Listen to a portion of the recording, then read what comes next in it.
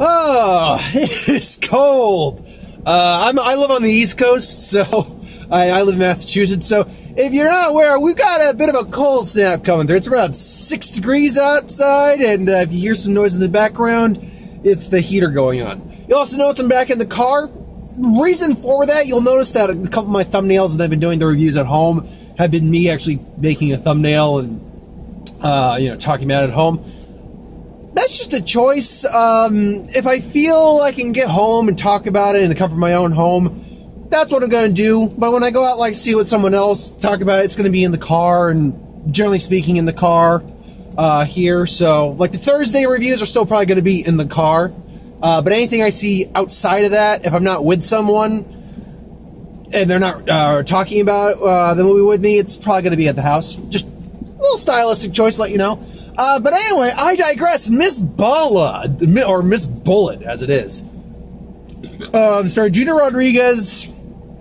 It is as it looks. Look, she has a friend. She's got no family. They get, more or less, they get kidnapped. She's forced to work for a drug... they're an organized crime unit, organized crime syndicate? Group? Yeah, crime group. I don't necessarily think they're a cartel, or the cartel. They may be a cartel, because I know there's different branches of it. But anyway, yeah, we'll call them a cartel for right now. Cartel, and she's got to use her wits and wilies and survival instincts to, make it through while trying to work with the DEA and all that stuff, and who's playing who, what side of the fence she's ultimately going to be on. I will say this right up front. I was mistaken about who I thought Gina Rodriguez was. I thought she was Gina Carano. I think that was who I was getting her mixed up with, who I'm pretty sure is an MMA fighter. She was in Deadpool as Angel Dust. And I think that's why I got it mixed up, because apparently Gina Rodriguez has actually been an actress for a while. And I'll say this. She and the lead, I can't remember the guy playing Lino. I didn't see the name. She and him, look, all the acting is fine, but she and him are probably the two best actors in the movie. Like, she's elevating some pretty generic material here with her performance. She's doing really good. Yeah, Gina Rodriguez is a pretty good actress. And the guy who plays Lino, the head of the group, look, he's ultimately a slimy son of a bitch, a terrible human being. But there are moments where she's even kind of like, okay, you're kind of charming. You get an air of charm and likability to him, which does make him both likable and likably hateable. It's you like hating him for the things he does. So yeah, he's actually really good. I'll say this: I was surprised with the fact, because I had honestly kept forgetting, because this movie kept going. Oh, it's like, oh, a trailer for this. I never even bothered to see the rating for the movie. But this is only PG-13. Given how violent the drug cartels can be, and how Mexican gangs can be, and organized crime can be, I'm like, okay. I'm like, and there's scenes where I'm wondering, how far is this gonna go? Because this is really gonna push the PG-13 rating. And no, okay, it didn't go those routes. Still, though, it's one of those things that I'm like, I'm surprised that we're pushing him as well as we can with this. Overall, though, I'll say this right up front. This is nowhere near as bad a movie as I thought it was going to be, but that doesn't make it a good movie. It's a passable movie. I think that's the best, because it's not bad. I can actually say that. It's better than I thought it was going to be. It's not bad. Gina Rodriguez, this is going to be a mouthful to say every time. Gina Rodriguez's performance, and again, the lead actor who plays the cartel leader. I'm calling it a cartel for this review. The cartel Lino. They're both actually really good. Like, I'm surprised how good that they were. And their scenes together are really tense, really sickeningly charming on his part. Yeah, their scenes are pretty good. They have some dialogue that's not the best, but but that's script issues. They do the best they can with what they have. Take that out of the equation. There's a few decent little action sequences, nothing serious, like their gunfire and all that. take that out of the equation, and you have a kind of generic movie of this type. You have the girl who gets kidnapped, or she wants to get her friend back. Gonna get her friend back. She gets kidnapped by the DEA, who are, they're not crooked DEA, but they're asshole DEA members. Like, they say, all right, we're gonna set this up, and then, there's gonna be a van waiting for you behind these doors. Like, there's no van! You're on your own! Douchebags! Fortunately, they all die, so it's like, it makes you realize, wow, you're not rooting for the cartel guy, but you can't even root for the supposed good guys. What's this world come to? And I'll say this as well. The movie, I literally got out of the theater. It was like 9 o'clock. And it's like 9:13 right now. It took me like 13 minutes to get to the spot I normally do this in, and get everything ready and walk out and stuff like that. So I got out around 9 o'clock. I went in for 7, and there was about 20 minutes worth of trailers. 15, 20 minutes. Movie's not even an hour and 45 minutes long. It felt long. I'm like, I'm not engaged, but at the same time, I'm like, how much longer do we have for this movie? I never actually checked my phone or my watch. I don't have a watch anymore. I should probably get one. But I'm like, I never checked my phone at all, except for when I got like a text and it was nothing. But there was hardly anyone in the theater, so I wasn't worried about doing that. Because normally I wouldn't do that in a crowded theater. That's rude. Rude, folks. It felt longer than which was the weirdest fucking thing about that is the first 10, here's the thing. The first 10 minutes are both extremely fast and dragging. Because the first 10 minutes is the setup to her getting kidnapped by the cartel and everything like that. And like where the whole incident at the club happens, where it all starts. And on one hand, I'm like, okay, they're really not wasting time with this. We're getting the little bit of backstory we need, and there you go. On the other hand, I'm like, okay, I get we need a little backstory, but God, this is almost painful to sit through. And the consistent amount of freaking songs in the background in this movie worked on some level, but mostly we're just like, why does there need to be music here? I get it. It's taking place in Mexico almost the entire time, except for parts of California. I get that, but do you have to... Overutilizing a soundtrack or score can really hinder stuff. And there's a scene at one point, if I'm remembering the scene correctly, where it's the CG trailer, where he's teaching her how to shoot, and there's music playing over that. And then she's got the gun pointing at him, and I was like, is she gonna shoot him? She doesn't. And then the music just kicks back in. It's like, okay, what was the point of this? It seems like that happened throughout the movie, so it's very jarring. Not even jarring, just very, like, distracting. I think that's the better. It's not necessarily jarring, it's distracting. Like, really? And here's another thing, too. Anthony Mackie, you briefly see in the trailer, and he shows up, and his name's Jimmy, when she's doing, like, a drug weapons deal. Basically, a trade-off. And she goes again, and she's like, you know what? And like, tell Jimmy there's the DA's got a mole in his group. And then, I swear, I'm not joking. Maybe a minute to 2 minutes worth of screen time. That's it, in that one scene. And I'm like, okay, you've got to show up again, because otherwise that's a waste of goddamn Anthony Mackie. And when he does finally show back up, literally at the end of the movie, I'm like, oh shit, that's right, you were in this movie. That's how little they care about having Anthony Mackie, I think. It's like, why do you even have Anthony Mackie in this role?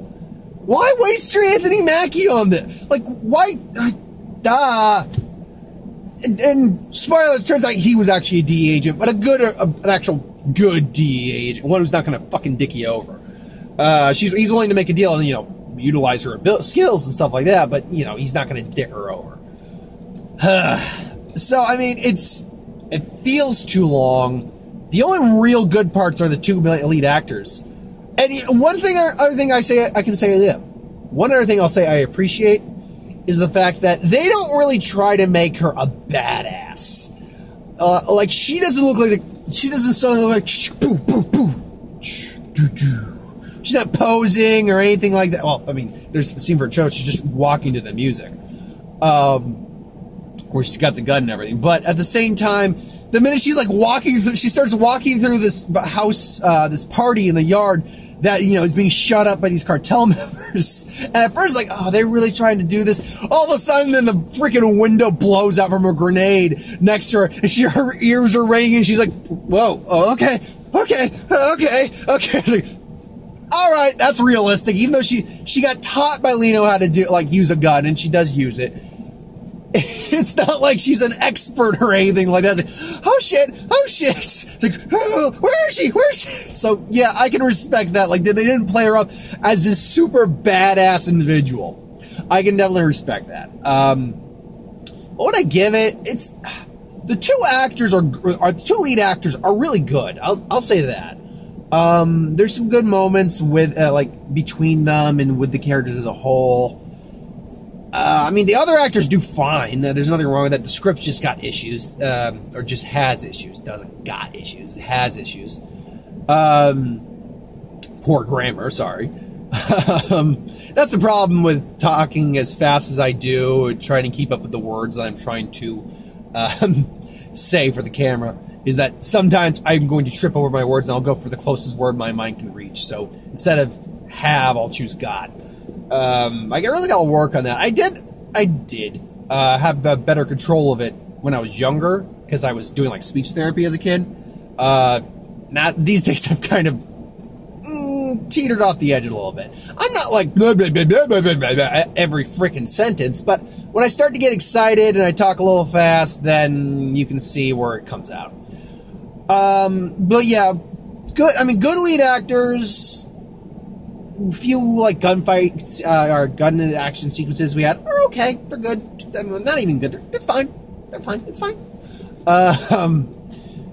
But it's long. I mean, look, it's not a long movie, but it feels like a long movie. And that first 10 minutes too is kind of hard to sit through. It's just like, oh god, this is so generic. I actually took my glass off at one point. Just did this. Like, this is so freaking generic. Move along. So I'm not gonna go any higher than a 4 on this. It's below average. Like, I wouldn't, like, even if my girlfriend wanted to see it, I'd probably say, no, we can see something else. I'll take you to see Spider-Man. I'll take you to see Aquaman again. I'll take you to see Mary Poppins, for God's sake. That movie deserves a bit more love, I think. I'll take you to go see Bumblebee, for Christ's sake. So, ultimately, yeah, I think it may be a 4. It's, again, not the worst. It's just mostly boring, with some good actors in it doing some good acting. So, yeah, I had my notebook on me, and I didn't have a pen on me, so I couldn't write the trailers down. Luckily, though, I can remember almost every trailer we had, because they was almost all themed in either horror or thriller, minus the Captain Marvel trailer at the end, and that's said my piece on that at this point. What was it? Is it The Intruder? I think it's The Intruder, like a Home Intruder or something like that. The one with, Dennis Quaid, who I'm happy is getting more work. I've always liked Dennis Quaid. I'm happy he's getting more work. Why does it have to be a dog's journey, though? God almighty.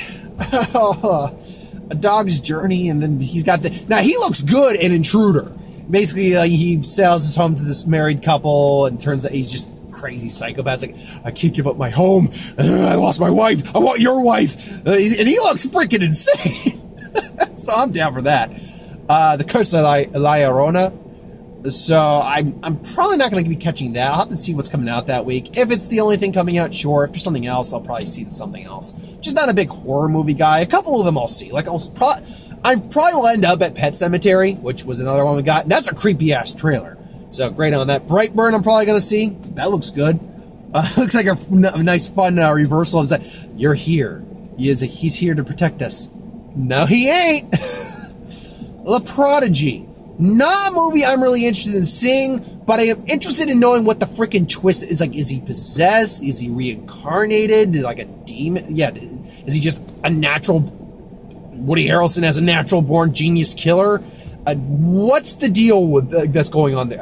It's coming off like something supernatural, because I remember in the trailer with the therapist, he's asking, he's like, "You're regressing." I am no longer speaking to him. I'm speaking to the other person inside him. So I'm guessing it's like an either evil reincarnation or possession kind of thing, or like a dual personality sort of thing. Oh, there was another one, and I'm blanking on it. God damn it. The Intruder, Pet Sematary, The Curse of La Llorona, Brightburn, The Prodigy, and actually no, that might have been it. Captain Marvel. That's 7. So yeah, I don't know how many of those I'll be at, because again, I'm not a horror movie guy. I'm not a big horror movie guy. I like creature features and monster movies. The occasional thrillers go like again, The Intruder. That one I want to see. That one looks good, at least in my eyes. And that's not to say the other ones don't look good. Like, I enjoy the Conjuring movies, but ultimately, it's a hit and miss genre for me, honestly. So yeah, that's my thoughts on Miss Bala. Not the greatest, but definitely better than I thought it was going to be. Definitely better than I thought it was going to be. Next week is going to be Cold Pursuit, Liam Neeson movie, which I'm always down for a good Liam Neeson movie. Who isn't? Liam Neeson's to quote Key and Peele. And but first and foremost, Lego Movie 2. Bet your ass I'm going to be there, because everything is awesome with Lego Movie. So that will be next week. Until then, though, thank you for watching. I hope you enjoyed. Like, comment, share, and subscribe. As always, want us to review something, put in the comments below. Let us know. We'll do a review of it at some point. And ideas for who would win, Star Wars, Superhero, Magic, what if, anything I do on the channel. Put those in the comments below. Let me know. I'll get to a review of that at some point as well. So thanks for watching. Hope you enjoyed. There will be a who would win tomorrow. The weekend, I don't have any plans except for the usual, a what if and a box office. Really, that's it.